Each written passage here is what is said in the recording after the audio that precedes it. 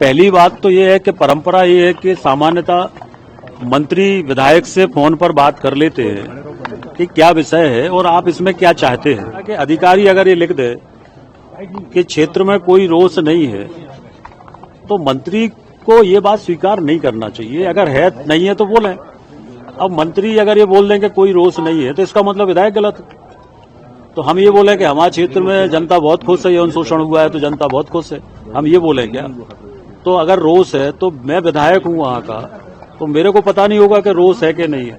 नमस्कार दोस्तों, मेरा नाम है अंकित अवस्थी और आप देखना शुरू कर चुके हैं PS news network.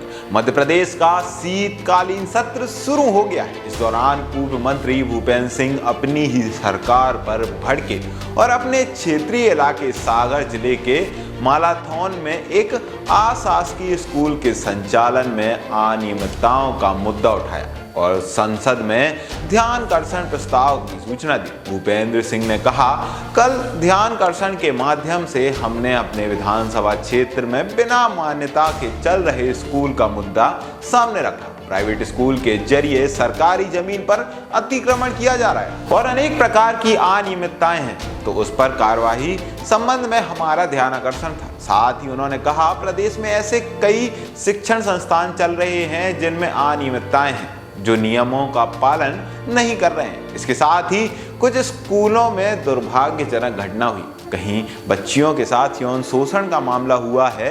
Bhupendra Singh ने कहा, सदन में परंपराएं टूट रही हैं। पहले ध्यानाकर्षण के सवाल को लेकर विधायकों की मंत्रियों से बात हो जाती थी, जिससे संवेदनहीनता की स्थिति नहीं होती थी, लेकिन अब ऐसा नहीं हो रहा है। मैंने जो कल ध्यानाकर्षण लगाया था, अपने क्षेत्र में एक स्कूल को लेकर लगाया था। वहां पर प्राइवेट स्कूल के द्वारा सरकारी जमीन पर अतिक्रमण किया जा रहा था। हाल ही में वहां पर यौन शोषण की घटनाएं बढ़ी हैं। मैंने सदन में भी यह बात कही थी, लेकिन स्कूल शिक्षा मंत्री ने कहा कि वहां जन आक्रोश हो यह सही नहीं है। तो क्या यौन शोषण की घटनाओं पर मैं खुश हूं?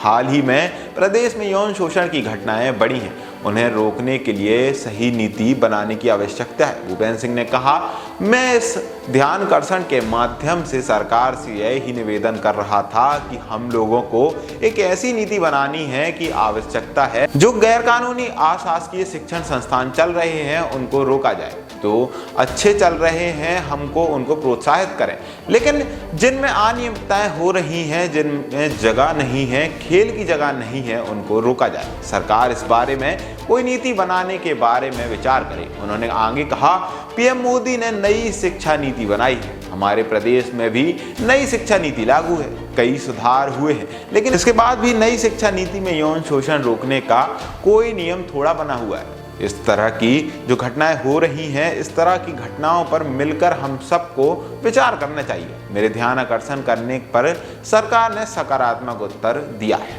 बाकी आपका इस वीडियो पर क्या मानना है हमें कमेंट में जरूर बता रहे। ऐसी वीडियो देखने के लिए चैनल को आज सब्सक्राइब करें। वीडियो देखने के लिए धन्यवाद।